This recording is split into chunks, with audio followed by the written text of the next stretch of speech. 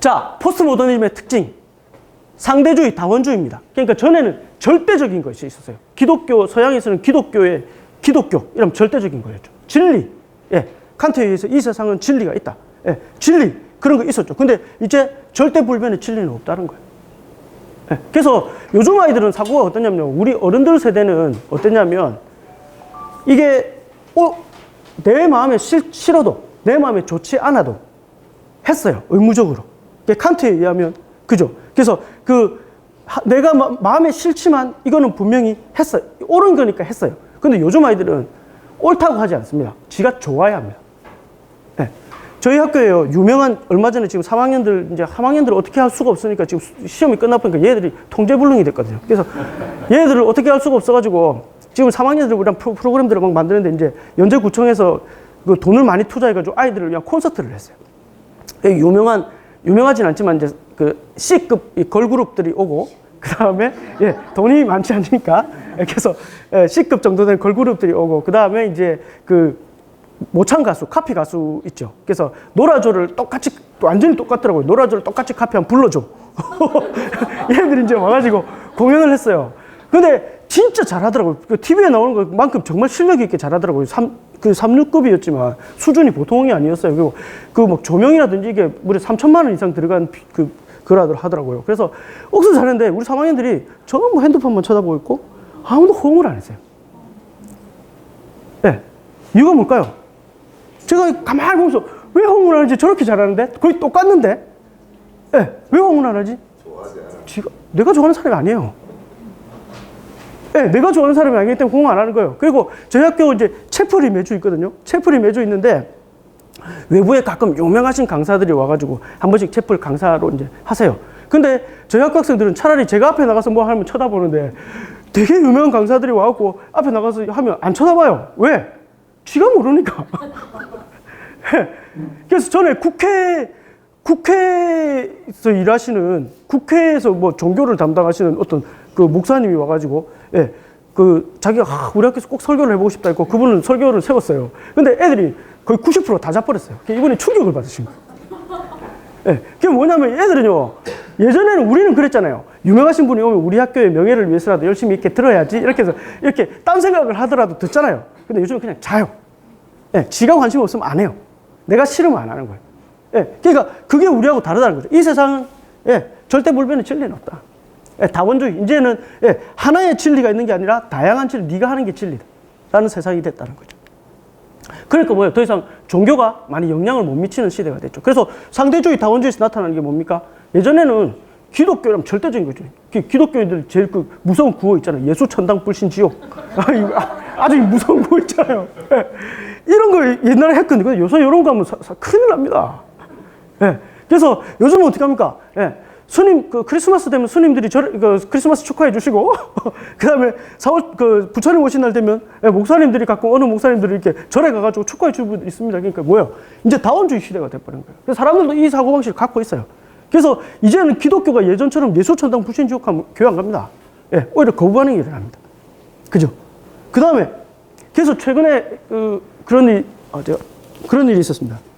부산대학교 교수님 중에 동성애 반대 운동하시는 교수님이 계세요. 그래서 그 교수님이 저희 교장 선생님이 그분을 초청을 하셨어요. 그래서 제가 그 교장 선생님한테 선생님 안 됩니다.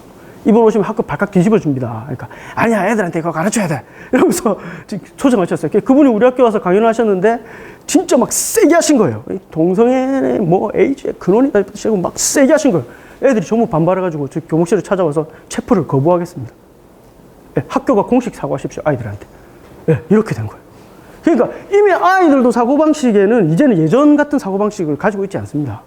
네, 큰일 납니다. 그래서 이미 다원주의, 상대주의가 이미 우리가 살아가는 이 젊은 층 사람들한테 이미 형성이 됐습니다. 그 다음에 주관주의.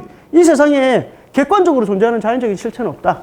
예, 진리라는 게 있었잖아요, 예전에는. 예, 이 세상에 이제 진리 같은 게 없다. 그래서 뭡니까? 예, 내가 진리다. 예, 네가 하는 게 사람과의 관계 속에서 네가 만들어지는 게 진리다라고 이렇게 얘기하는 겁니다. 그러니까 사실은 종교가 영향을 미치기가 되게 어려운 시대입니다. 종교는 결국 이제 절대적인 얘기를 해야 되는 거니까요. 그렇죠? 그 다음에 회의주의. 예, 종교와 과학의 결말은 파멸이다. 결국 이게 이제 역사를 통해서 자기들이 경험한 거 아니에요. 그렇죠. 세계대전을 통해서 경험한 거예요. 그러니까 이 세상에 유토피아는 없다 해서 이제 좀, 예, 그런 얘기들을 하게 되는 거죠. 이게 이제 사실은 포스트 모더니즘은 이렇게 정의하기는 너무 좁아요.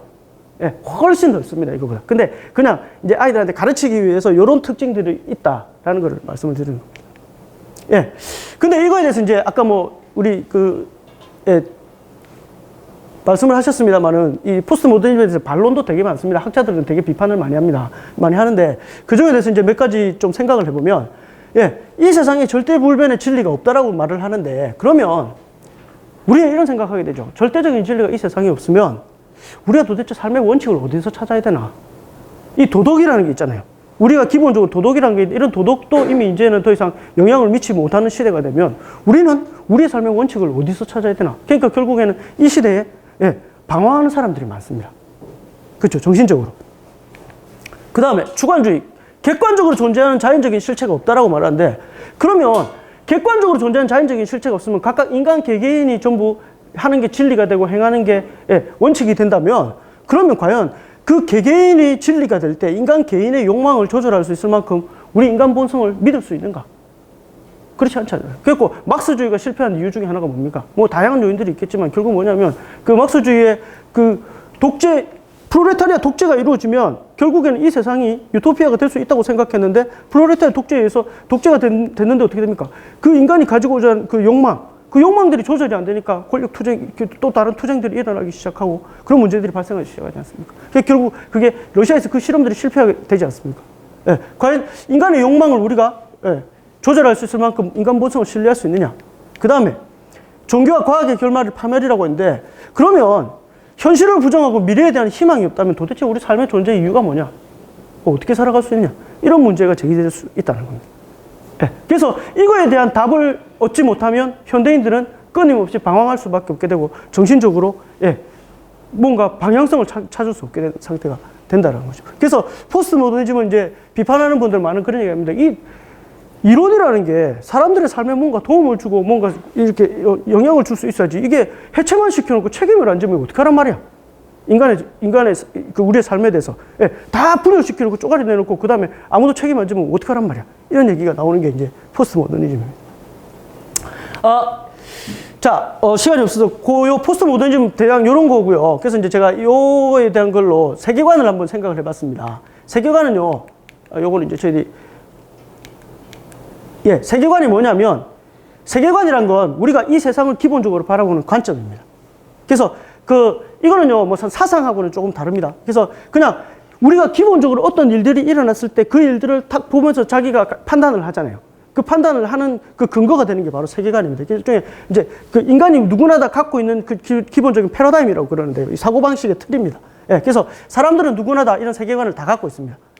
요거 한번 보시죠.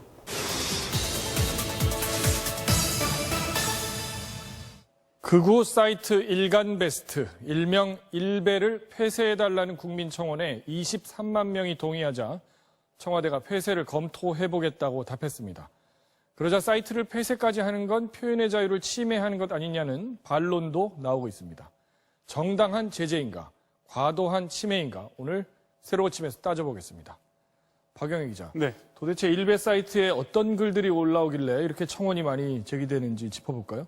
몇 가지 사례를 보시죠. 네. 세월호 희생자를 어묵으로 표현하고 생존자는 성적으로 모욕한 글, 5.18 희생자들의 관을 두고서 택배다. 이런 논란이 한두 번이 아니었습니다. 네. 방송용이라 순화한 표현이 이 정도입니다. 네. 또 숨진 할아버지를 인증한다. 속옷 차림의 여동생이다. 조회수를 높이겠다며 이런 사진들도 수시로 올립니다. 여성은 김치녀, 아이 엄마는 맘충, 노인은 틀니를 들어 틀딱충, 약자를 비하하는 이런 표현도 일베에서 퍼졌습니다.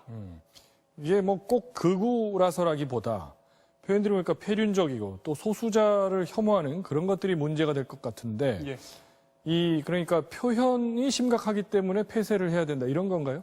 아닙니다. 표현에 그치지 않기 때문입니다. 네. 이런 혐오 사이트들이 혐오 행동까지 선동한다는 게 해외에선 오래된 우려입니다. 네. 미국에선 1984년 반유대인 단체가 당시의 PC통신이랄 수 있는 유즈넷 게시판에 살해 대상 명단을 올렸는데, 실제로 그 명단에 오른 유대인 라디오 진행자가 살해당하는 일이 있었습니다.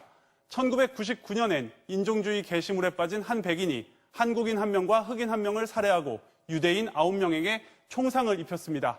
일베도 단식 중인 세월호 유족 앞에서 버젓이 폭식 집회, 이런 반사회적 행동을 벌인 적이 있었습니다.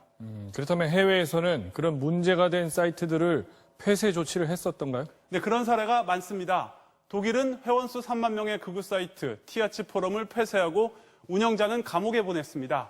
폴란드도 인종주의 극우 사이트를 해외 서버까지 추적해서 폐쇄를 했고요. 미국에선 한 네오나치 단체 집회에서 사망 사고가 생기자 인터넷 업체가 홈페이지 서비스를 중단했습니다. 정부가 개입하진 않았습니다. 정리하자면 나치즘과 유대인 학살을 경험한 유럽은 국가가 적극적으로 나서는 반면 표현의 자유를 중시하는 미국은 민간이 자율적으로 규제를 하는 분위기입니다. 유럽에선 폐쇄가 확실히 많았군요. 예. 국내에서는 법적으로 이 문제에 대한 논의가 없었습니까? 어떻습니까? 헌법재판소가 논의한 적이 있었습니다. 네. 김일성 찬양글이 게시된 한총련 사이트를 폐쇄한 조치가 정당하냐, 이 문제였는데요. 불법 게시물만 골라서 지우는 게 아니라 사이트 전체를 폐쇄하는 건 표현의 자유를 위축시킨다는 의견도 있었습니다. 반면 계속 지워도 대량으로 반복해서 게시하는 현실에서 폐쇄 말고는 적당한 대안이 없다. 그래서 폐쇄는 합헌이라는 게 다수 의견이었습니다. 불법의 정도에 따라서 적절한 조치를 취해야 한다는 겁니다. 네. 우리나라는 차별과 혐오에 대한 법조항이 아직 없습니다. 국제사회는 제도를 마련하라고 계속 요구를 하고 있고요. 논의와 사회적 합의가 필요해 보입니다. 네, 잘 들었습니다. 박영애 기자였습니다. 네, 일베라고 들어보셨죠? 일간 베스트라고 하는 것도 바로 일베인데 이게 지금 청소년들 사이에서 굉장히 영향을 많이 주고 있습니다. 그래서 일베가 뭐냐면요, 원래 이제 디시인사이드라고 하는 그 사이트가 있는데 거기에 일간 베스트라고 하는 그 조회수를 올리기 위해서 그 아주 그 뭡니까 자극적인 글들이 올라오면 그 글에 가장 이제 그 뭡니까 그날 추천할 만한 것들 추천 수가 많아지면 일간 베스트라고 해서 예, 그런 게 그 가장 자극적인 그 뭡니까 그 글들을 통해서 그 조회수가 많아지게 되면 거기에 올라오는 게 바로 일간 베스트에 나오는 글들입니다. 근데 이제 이게 좋아요를 많이 받으려고 하면 어떻게 해야 되겠습니까? 점점 자극적인 걸 올라야 되겠죠. 그러다 보니까 여기에 이제 아주 극우적인 성향의 글들이 막 올라오기 시작합니다. 아까 말했다시피 뭐 할아버지가 돌아가셨는데 할아버지 시신 앞에서 사진 찍어가지고 그걸 올린다든지, 예, 애들이 이제 막 그런 것들을 하기 시작하는 거예요. 그러면서 거기서 아주 극단적인 표현들이 막 드러나기 시작했습니다. 그래서 그게 일베입니다. 그래서 얘네들이 이제 거기 그 안에서 그 뭐 지난번에 막 세월호 유가족들을 모욕하는 일들이라든지 그 다음에 그 세월호 유가족들 거기서 뭡니까 단식 모임 하고 있는데 거기 가가지고 일부러 그 앞에서 막 햄버거나 피자 먹으면서 폭식을 해가지고 그렇게 하는 모습들도 보인 적이 있죠. 그러다 보니까 일베는요 극우적인 사이트인데 남성 중심적인 그런 것들이 되게 강합니다, 성향이. 그래서 그거 이제 너무 한국 사회가 여성주의에 의해서 남성이 오히려 역차별받고 있다, 이런 얘기들이 많이 올라오거든요. 그러니까 나오기 시작한 게 이제 바로 이 메갈레안입니다. 네, 메갈레안이라고 해가지고 바로 이제 저게 사실은 뭐 이걸 다 설명하기 좀 어렵지만 그 여성의 이거는 극단적인 여성주의예요. 그러니까 남성을 무조건 적으로 간주한다. 그리고 우리는 도덕성을 거부한다 라는 게 원칙이에요. 그러니까 도덕성 없이 무조건 남성을 거부한다라는 거예요. 요게 이제 그 메갈리안이 그러다가 지금 약간 폐쇄가 되고요. 지금 이제 활동을 하고 있는 게 바로 메갈리안에서 시작된 게 바로 워마드라고 하는 저 운동입니다. 그래서 저것도 극단적인 여성주의 운동입니다. 그래서 저는 무조건 남성을 적으로 간주합니다. 그래서 저기 있는 사람들은요, 자기 아버지와 남동생도 적으로 간주합니다. 예, 가족들까지도. 그래서 굉장히 극단적인 글들이 되게 많이 올라옵니다. 무슨 일이 있었냐면요, 이 워마드에서 이 부산 동네 지하철역에서 몇 시에 내가 하교하는 아이를 살해할 거다라고 하는 글을 워마드에서 올렸어요. 그래갖고 경찰이 떠가지고 동네역을 갖다가 완전 폐쇄시킨 적이 있습니다. 예, 실제로 그 인물은 안 나타났어요. 근데 걔들은 그런 일들을 합니다, 실제로. 예, 그래서 굉장히 아주 극단적인 일베나 워마드가 완전히 극단에 있는 그 남성 여성주의라고 이렇게 보시면 됩니다. 이게 문제는요, 이게 청소년들이 영향을 굉장히 많이 받고 있습니다. 예, 실제로. 그래서 지금 교실 안에서요, 10대 남자 아이들이 여성에 대한 혐오가 굉장히 심합니다. 예, 그래서 지금 문 대통령이 20대에 의해서 지지율이 떨어지는 이유 중에 하나가 뭔지 아십니까? 문 대통령이 지나친 페미니즘 정책을 펴고 있다는 것에 대해서 20대들이 되게 싫어합니다. 예, 그래서 그것만 나오면 애들이 이걸 완전히 난리를 칩니다. 그래서 일단 기본적인 합리적인 사고방식을 하지 않아요. 예. 자, 우리가 올바른 세계관이 왜 필요하냐? 사고와 행동의 방향을 설정하기 위해서, 예, 통일적인 삶을 살기 위해서, 생동적인 삶을 살기 위해서 좀 올바른 세계관이 필요합니다. 우리는 왜냐하면 우리가 항상 뭔가를 선택을 해야 되는데, 이 세계관이란 건요, 특정한 과제를 선택하도록 지시하고 또 삶의 전반적인 목적을 부여하고 우리가 도덕적 판단의 근거를 제공하기 때문에 우리의 세계관이 올바라야 됩니다. 세계관이 바르지 않으면 아까 저런 일베라든지 워마드 같은 형식의 일들이 나타납니다. 자, 세계관의 우리 유형들을 좀 보겠습니다. 기본적으로 사람들이 어떤 세계관을 가질 때 제일 그 영향을 많이 미치는 게 바로 이 종교적인 세계관입니다. 예, 그래서 종교적인 세계관 중에 이제 유신론적인 세계관이라고 있는데, 이거는 신의 존재를 전제로 합니다. 그래서 신이 이 세상에 있다라는 것을 상정을 해놓고 이 세상을 보는 관점이죠. 주로 그러니까 종교적인 세계관, 그 다음에 이신론이라고 있습니다. 이신론은 뭐냐면 신이 있긴 있는데 이 신은 저 멀리 이 세상을 만들어 놓고 이 세상에 관여하지 않고 저 멀리 있고, 그래서 이 세상이 자연적으로 굴러가게 놔둔다는 거예요. 그래서 그걸 이신론이라고 합니다. 주로 이제 이 이신론은 똑똑한 사람들, 과학자들이 많습니다. 신의 존재를 부정하려고 하니까 설명 못할 게 너무 많고, 그러다 보니까 신이란 건 있어야 되겠어요. 그래서 이 세상의 근원, 아르케를 설정을 해놓고, 예, 그 다음에 그 대신에 신은 이 세상에 개입 안 한다 라고 보는 입장이 바로 이 이신론입니다. 예, 그 다음에 범신론은 이 세상의 모든 만물이 다 신이다. 주로 이제 환경론자들이 이런 사고방식을 되게 많이 가지고 있습니다. 그래서 이런 그 유신론적인 세계관이 있고요. 주로 이제 이 불교적인 세계관, 이슬람교적, 기독교적 세계관이 있는데, 이거 잠깐 살펴보시면, 불교적인 세계관을 보시면 연기설이라고 해서 이 세상은 반드시 원인과 결과가 있다. 예, 그래서 이 세상이 내가 어떻게 살았냐에 따라서 다음 생의 삶이 결정이 되고, 예, 그렇게 된다는 거죠. 업보가 있다는 거죠. 그래서 결국에는 뭡니까? 이 세상은 그런 방식에 의해서 원인과 결과에서 끊임없이 윤회한다라고 보는 게, 예, 불교적인 사고방식입니다. 그래서 불교의 중요한 교리 중에 교리가 바로 이 사성제인데요. 이 사성제를 제가 말씀드리려고 하는 건 뭐냐면, 불교는 기본적으로 이 세상을 고통으로 봅니다. 예, 그래서 그 고통을 설명한 게 바로 사성제 중에 고성제입니다. 불교는 이 세상이 고통이다. 예, 생로병사, 태어나고 늙고 병들고 죽는 게 고통이라는 거예요. 그래서 이 고통으로부터 벗어날 방법이 없을까를 고민해가지고, 예, 거기서 수행을 해가지고 스타르타가 수행을 해서 부처가 된 거죠. 그래서, 예, 그러면 이 고통의 원인이 뭐냐? 바로 집착이다, 집착. 욕망. 예, 집착 때문이다. 그러면 이 고통을 없애는 세계가 있다. 열반, 해탈하는 세계가 있다. 그래서 고통이 없어지고 사라진 세계를 열반, 해탈이라고 합니다. 그러면 어떻게 하면 열반, 해탈을 이룰 수 있느냐? 8정도, 8가지의 올바른 일들을 하면 저 해탈을 이룰 수 있다는 게 불교적인 세계관입니다. 그래서요, 불교는 지금 이 현실을 그냥 고통으로 봅니다. 그리고 고통의 원인이 집착으로 봅니다. 최근에 그 다음 사이트에 보시면 법륜 스님인가 그분이 나와서 강연하시고, 그 사람들이 질문을 하면 이렇게 대답해 주는 형식 하신 거 네, 보셨죠? 그거 보시면 어떤 학부모가 물었어요. 우리 애가 공부를 너무 안 해요. 스님, 어떻게 하면 좋을까요? 그럼 항상 그분의 대답은 항상 요 규칙을 따르면 어떻게 하시냐면, 어머니, 아이에 대해서 집착을 버리세요. 지 인생 지 겁니다. 어머니가 그 친구에 대해서, 아이에 대해서 마음을 집착하지 마시면 지도 행복하고 어머니도 행복합니다. 이렇게 말씀하세요. 맞죠? 그러니까 뭐예요? 불교는 항상 이 세상이 고통이다. 왜 고통이냐? 집착이 있기 때문에 고통이다. 그래서 이 고통을 다, 이 집착을 버리기 시작하면 이 세상은, 예, 열반할 수 있다. 해탈할 수 있다. 근데 이게 어려운 거죠. 그러니까 부처님도 그렇게 오랫동안 수행을 하셨죠. 예, 그래서 그게 바로, 예, 이 사성제입니다. 이게 불교적인 세계관이죠. 이슬람 우리나라에 되게 많이 들어와 있습니다, 지금. 예, 그래서 이슬람이 지금 전 세계적으로 유럽이나 미국에서도 엄청나게 영향력을 발휘하고 있는데요. 이슬람이라는 뜻은요, 복종하면 평화롭게 된다는 거예요. 이 슐람이라고 하는 그 이 슐람의 슐람이 그 히브리어의 샬롬하고 같은 어원입니다. 평화. 예, 같은 어원입니다. 그래서 뭡니까? 복종하면 평화롭게 된다는 게 이슬람이에요. 그래서 무슬림을 복종하는 사람들이라는 뜻이에요. 무슬림이라는 뜻이. 그게 뭡니까? 이 사람들, 그 IS가 자살폭탄 테러 팍 하기 전에 외치는 말이 있죠. 알라우 아크바르. 이거 외치고 터지죠.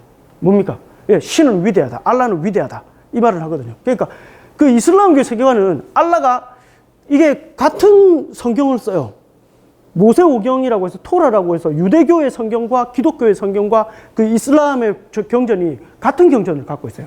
그 모세오경이라고 해서 토라를. 근데 거기에 의하면 그래서 신이 비슷해요. 개념들이. 그래서 이슬람교 교리를 가만 보시면요. 구약 성서의 기독교의 하나님하고 되게 비슷합니다. 근데 뭐가 차이가 나냐면 기독교의 신 개념은요. 사랑을 되게 강조하는데 이슬람교의 신 개념은 복종을 강조해요. 아주 전제적인 신이에요. 복종해라. 그럼 평화 온다. 라는 거예요.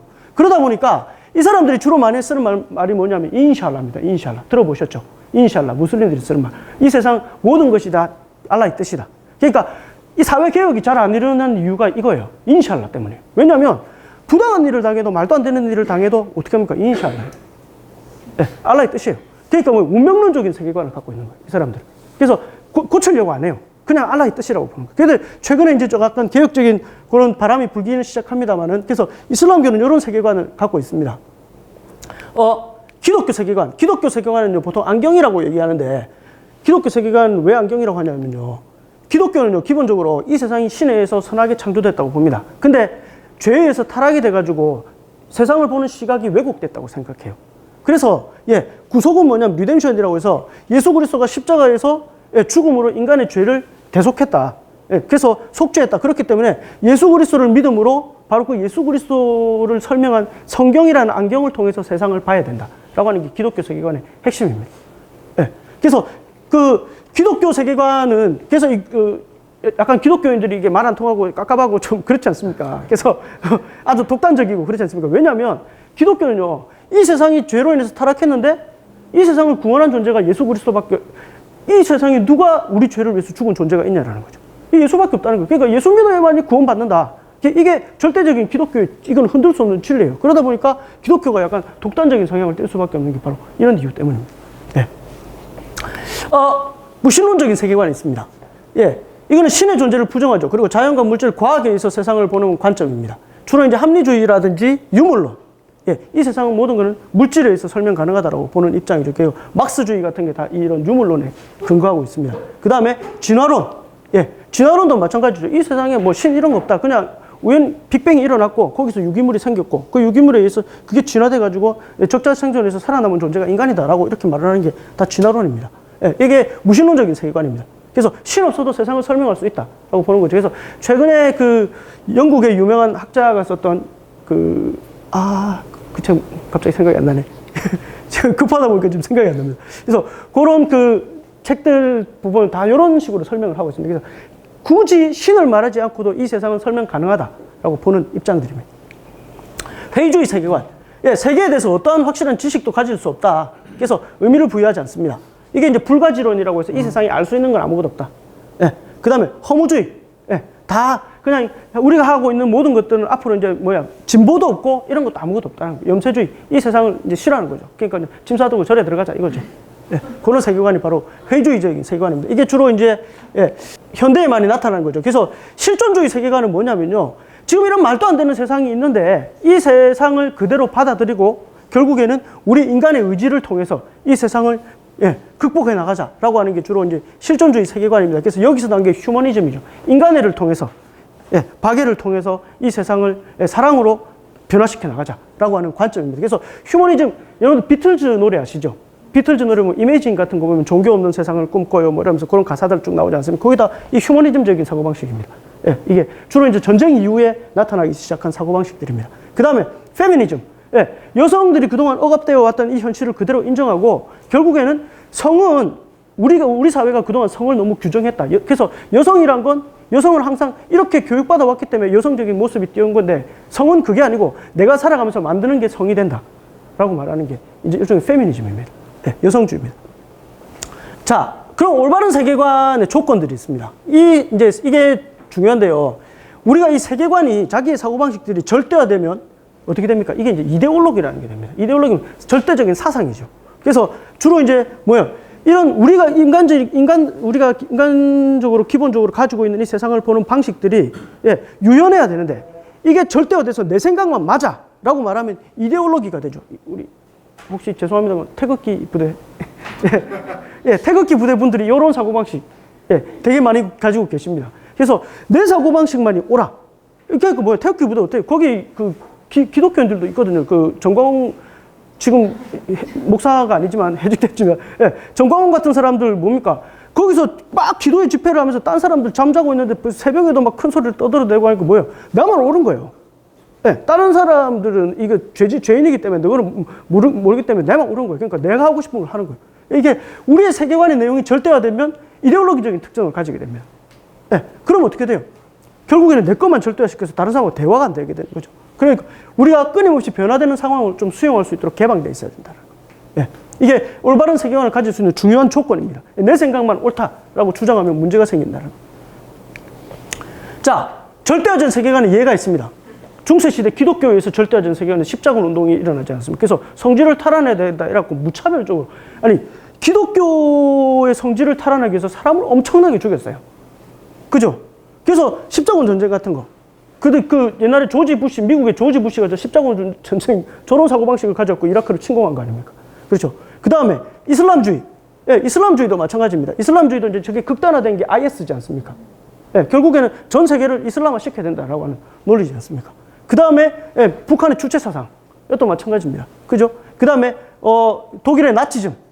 예, 이런 것들이 다 절대화된, 세계관이 절대화돼가지고 만들어지는 인류의, 그러니까 이게 절대화되면 어떻게 되는 거예요? 인류의 범죄가 일어나는 거예요, 범죄가. 그렇죠? 예. 자, 이제 마지막 결론입니다. 올바른 세계관의 조건. 제가 이걸 그 거미줄 이론이라고 보통 하는데요. 예. 거미줄 이론은 뭐냐면, 우리가 저 거미줄을 보시면 저 중간에 거미가 있죠. 저기서부터 이렇게 이제 보통 C줄과 날줄이라는 표현을 많이 쓰는데요. 저게 C줄이 좀 이렇게 세로로 나온 줄. 예. 저게 이제 기본적으로 우리가 가지고 있는 세계관 사고방식이에요. 이 세계관과 사고방식은 날줄, 옆으로 이렇게 퍼져 있는 날줄, 이게 배를 짤 때 기본적인 그 C줄이 있고 거기 옆으로 이렇게 짜는 날줄이 있지 않습니까? 그래서 우리가 사고방식도 마찬가지입니다. 기본적으로 자기 세계관은 있지만 다른 사람들에 대한 얘기와 그 다음에 다른 사람들과의 대화, 독서, 기타 등등의 얘기를 통해서 여러 가지 것들이 형성이 돼서 사고가 만들어져야, 예, 그래야 올바른 세계관을 가질 수 있다는 거예요. 예, 내 생각만 옳다라고 생각하면 C줄만 생기는 거죠. 그럼 어떻게 됩니까? 저거는 온전한 사고가 안 되는 겁니다.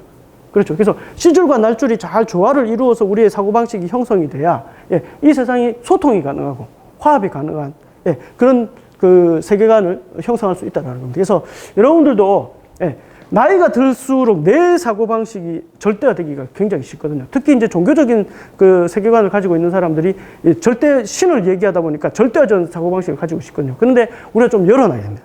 열어놔서 다른 사람들과 충분히 대화하고, 그래서 저는 요 인문학이 되게 의미가 있다고 생각하는 게 뭐냐면, 결국 인문학이라는 거는 사람에 대한 얘기를 하자는 거거든요.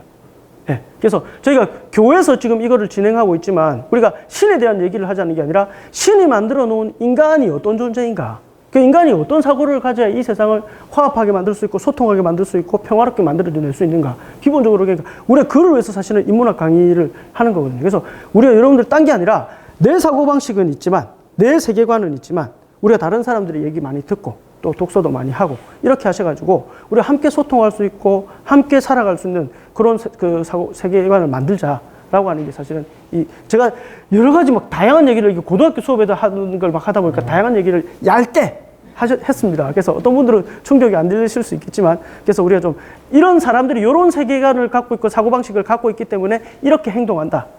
예, 이렇게 행동했다, 역사적으로. 그래서 그런 것들을 잘 이해하시면서 여러분들 생각이 좀 넓어지시는 계기가 됐으면 좋겠습니다. 이상입니다.